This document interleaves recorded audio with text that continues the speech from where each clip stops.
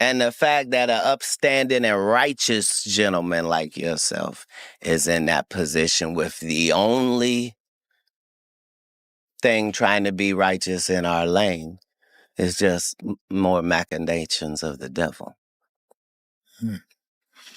You should have a much better backstory when you pick me as an opponent.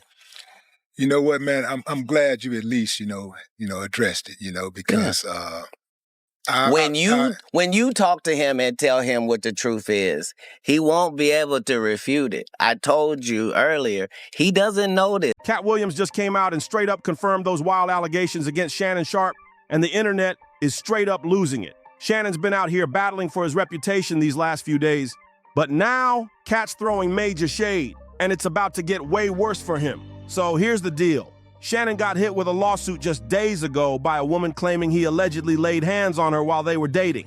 And this right here might just be the start of Shannon's big-time downfall. He's been scrambling to fight off this case. But honestly, it's not looking too good for him at all. And guess what's making it even worse? Katt Williams pulling up with that loud, "I told you so" energy, throwing support against Shannon like it's nothing. And word on the street, Katt's low-key threatening to drop even more spicy tea on Shannon. And you know when Katt talks, it gets wild. Let's get into this madness. Katt is clearly loving every second of Shannon's legal mess, and he's not even trying to act cool about it anymore. Folks been whispering about some beef between Katt and Shannon for a while now, ever since that viral Club Shady interview. And now, Katt's done playing nice. What's really crazy, that interview broke records. It's the most watched video podcast on YouTube. You'd think they'd be tight after that, right? Nope. They're not cool at all. That explains why Katt's sitting back, enjoying the drama like it's a front row seat at a boxing match. Streets are saying Katt's been telling people Shannon always gave off a weird vibe, and he had his doubts even back when they did that interview. Katt's out here making it sound like he knew something was off all along, and now he's acting like these allegations might actually have some truth to them, which is crazy, considering how messy all this already is. So, what exactly are these explosive allegations? And what's Katt Williams convinced is 100% real? Let's break it down. The lawsuit came from a woman named Gabriela Zuniga, who says she was just 19 when she started messing with Shannon in 2023. Meanwhile, Shannon was 54. Yeah, you read that right. This already looks real bad for Shannon. Like, what was he thinking getting involved with a teenager? Feel better about herself when they come home at night. That's what Shannon needs. You don't need no 26-year-old girl. You don't need no 36-year-old girl. I do. This is your auntie talking to you. Take your old ass and get your old up there that can love you old. You're trying to hang out with these young you can't do it, Shannon. You just can't do it. Dang. When they want you to go for the 4th round, you looking at her, listen, I need you want some money to go to stuff? For some extra context, Shannon's youngest kid was about 29 or 30 at that time. So yeah, Gabriela was a whole decade younger than Shannon's youngest child. Sure, it might have been legal. Gabriela was technically an adult, but let's be real, this got major grooming vibes, and it's just straight up weird. But that's not even the half of it. Gabriela came through with some seriously shocking claims in her lawsuit. First off, she tried to stay anonymous by filing as Jane Doe. She didn't want her name out there. But Shannon and his legal team, they went ahead and named her directly in their public statements. Like, why would they do that? Something's definitely shady about that move. Now, in her lawsuit, Gabriela accuses Shannon of manipulating and controlling her, and it gets way darker. She says he assaulted her from behind in October 2024, and again in January 2025, while totally ignoring her begging him to stop. The lawsuit is packed with disturbing details about threats and physical abuse. She's saying Shannon straight up refused to take no for an answer, even while she was crying and screaming. She claims they met at a gym in LA and had what started as a consensual relationship for about 2 years. But then things turned ugly. She says his whole vibe changed. He got mean, and he allegedly even threatened to end her life. When Gabriela tried to reach out for help, she claimed Shannon wouldn't even let her share her location with friends. That's not all. She also accused him of secretly recording their private moments without her even knowing, saying the tapes were just for his personal use. But get this, she says he actually shared those videos with his friends more than once. Now, Shannon wasn't about to sit back and let his name get dragged through the dirt like that. Nah, he came back swinging, hard. His lawyer dropped a heavy statement, trying to flip the whole script. And in that statement, he went all out, dropping transcripts of some wild texts that Gabriela allegedly sent him. Warning, these messages are crazy graphic. In the text, she supposedly said stuff like, "I want you to put a dog collar on my neck and choke me with it while you're effing me." Then she went on, "I know you missed this big juicy $25,000 for each cheek. Only if you put that baby gravy in me, then you can do whatever you want to me." And it gets even wilder. "I want to put my tongue in your a-hole and then marry you." Hey, Tony, instead of releasing your edit, put the whole video out. I don't have it, or I would myself. You know what happened, and you're trying to manipulate the media. The encounter in question took place during the day at her invitation, and now that appears to be a deliberate setup, coordinated by Gabby, also known as Carly, on OnlyFans. Gabby and Tony Busby want $50 million.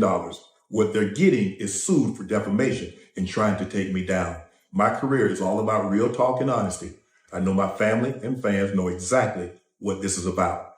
And I'm going to be out there telling you whatever I need to say, just like I always do. I love all you guys. "That's my daddy. I want you to put a big black baby in me. You better crave it, because you're going to be stuck with it for life after you put a big black baby in me." Like, what?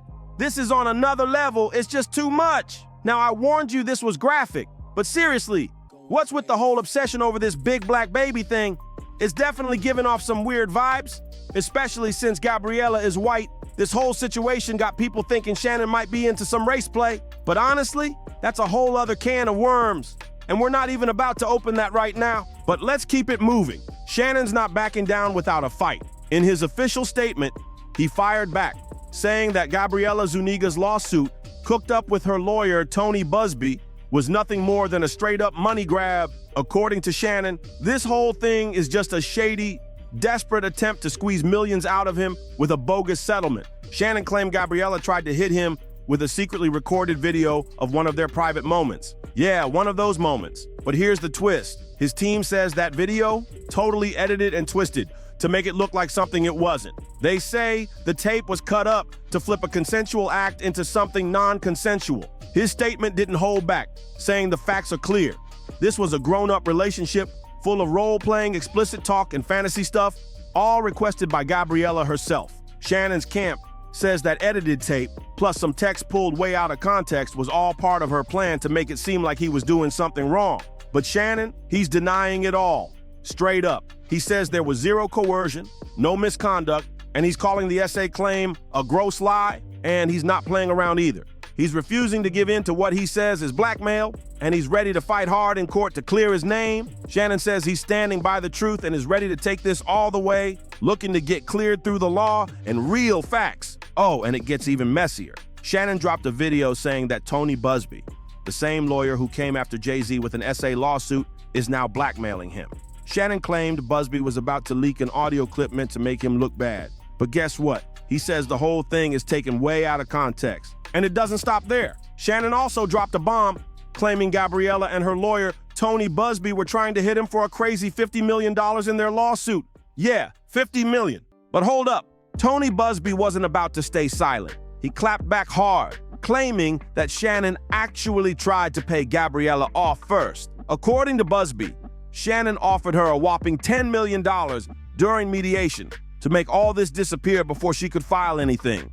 Busby spilled all the tea, saying, "Back in early February, our office reached out to Mr. Sharpe for Jane Doe to set up a meeting. After multiple talks, they agreed to mediation. Shannon had different lawyers repping him during that process, and it went on for over 6 weeks. He went on to claim that by the end of it, Shannon made a huge offer to settle, but Gabriella turned it down and went ahead and filed the lawsuit anyway. And then Busby came for those wild texts Shannon's team released, saying they were old. He said every text that Mr. Sharpe's lawyers put out today, supposedly from Jane Doe, was sent before the alleged assaults even happened. According to him, the texts were just a distraction to take attention away from Gabriella's serious claims. And he wasn't having it. He made it clear it won't work. But Busby didn't stop there. Nah, he brought more receipts. He dropped an audio clip where Shannon could be heard threatening to choke Gabriella. And in another recording, Shannon allegedly made a disturbing comment about a big black guy choking a small white woman. This is looking real bad for Shannon now. After dropping that chilling audio, Tony Busby didn't hold back. He said, "The contents of this clip are definitely not playful. They're disturbing and dangerous." According to Busby, the audio makes it crystal clear how Shannon treated Jane Doe, pushing her to the point where she had to flee Nevada just to get away and block him from her life. And Busby wasn't done. He doubled down on the claim that Shannon tried to throw $10 million at Gabriella to make this all disappear. He called Shannon out, saying, on one hand, Mr. Sharpe and his team want to act like this lawsuit has no merit.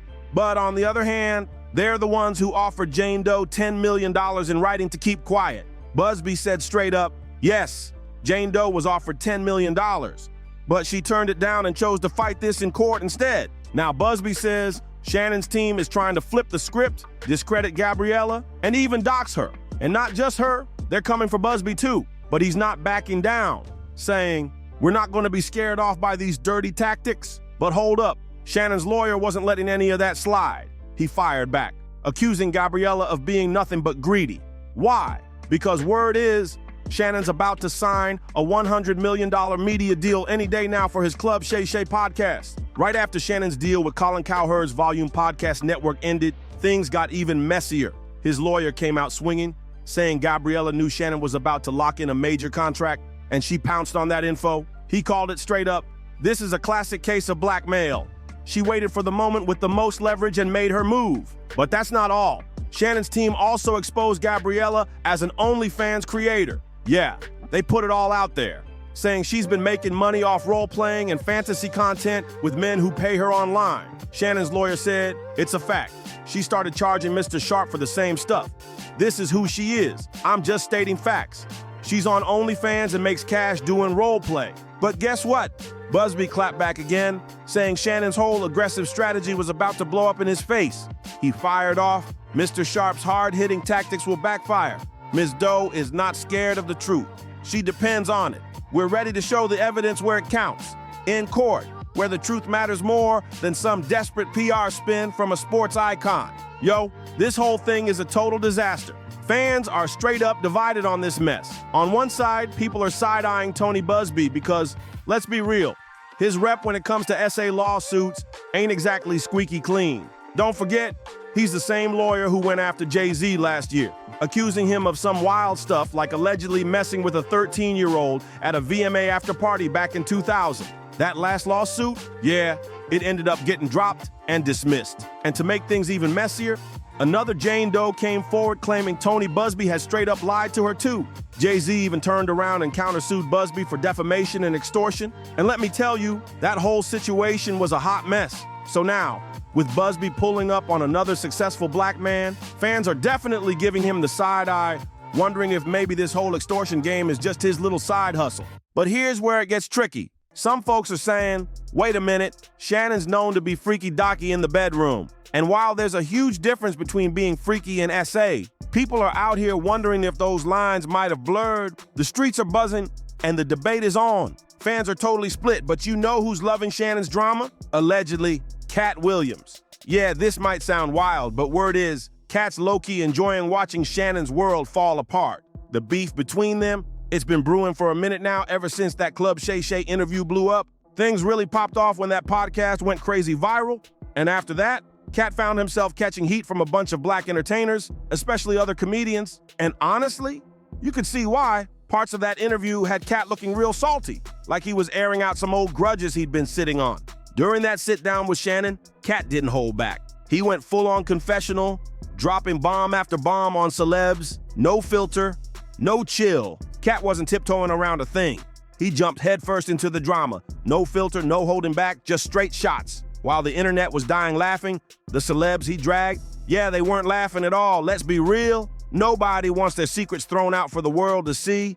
And Katt came through like he'd been waiting years to drop all that tea. He unloaded on everybody like he had the receipt stashed away just for the perfect moment. And Shannon Sharpe handed him that moment on a silver platter. But yo, the fallout from that interview, it was a straight up mess. Both Shannon and Katt got hit with serious hate, but Katt caught the worst of it. One of the first to come for them, none other than Dave Chappelle. And he did not hold back. Dave called them out saying, what part of the game is this? He ate the ninjas, but didn't say a thing about any of those white boys. None of them act like that. Katt's one of the best painters out there, so why is he painting these ugly pictures of us? Dave wasn't feeling it. He said, hurt people, but I'm a hurt person who never hurt others.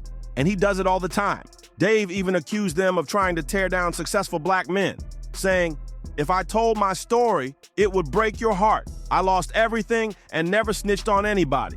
I don't know. Anything I say, you're just gonna like get mad at and you're just gonna hang up on me. So I feel like I'm not gonna hang up on you. Here's what it is. what does that even mean? Nothing yet. You want to be a dick to me now, so. I don't manipulate me. Oh, no, have mercy. If you say that one more time, I'm gonna fucking choke the shit out of you when I see you. But he's out here acting like he's the truth teller. Then Dave hit him with the real talk. Katt, listen, I rock with you. But bruh, tell me what part of the game is messing up another ninja's paper? What part of the game is about telling on another ninja? At first, all the heat was on Katt. People were calling him bitter, saying he was making stuff up and that he was the real issue. They branded him a hater, trashing him for the way he came off in that viral interview. But then Monique stepped into the club spotlight, and suddenly everything flipped. Now folks started giving Shannon Sharpe the side eye, realizing he was the common thread in both of these messy interviews.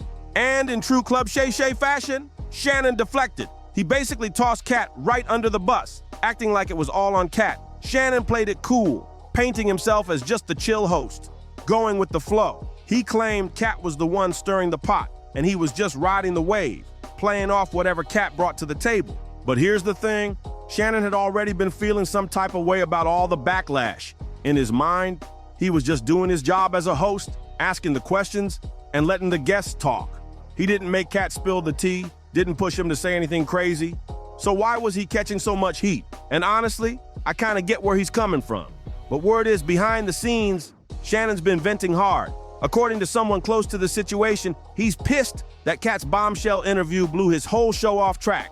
What was once seen as a real, credible platform for honest convos. Now folks are calling it a circus. Shannon started stressing that all this chaos could mess up his chances of landing big-name guests in the future, and he wasn't shy about putting the blame right on Katt's shoulders. But to make things even spicier, Shannon began throwing doubt on whether Katt was even telling the truth during that interview. Still, he tried to play it safe, claiming that Katt had promised him everything he said was 100% facts. Shannon stood firm, saying he never forced Katt to say anything.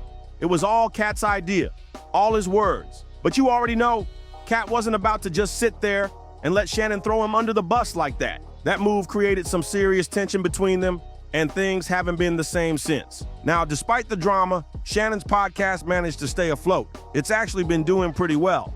But let's be real, nothing has come close to the messy levels of that Katt Williams interview. And if there's one thing everybody knows about Katt, he's got a long memory. So now that Shannon's caught up in this South African drama, let's just say Katt ain't exactly crying for him. Nope, Katt's out here being as petty as ever. I wouldn't be surprised if he's somewhere saying, "You gotta tell him no, you gotta tell him no," mocking Shannon right back. But yo, I gotta hear what you think about this whole crazy situation. Drop those comments. I wanna see 3,000 thoughts in the comment section. Smash that like button, hit subscribe, and share this with everybody who needs the tea.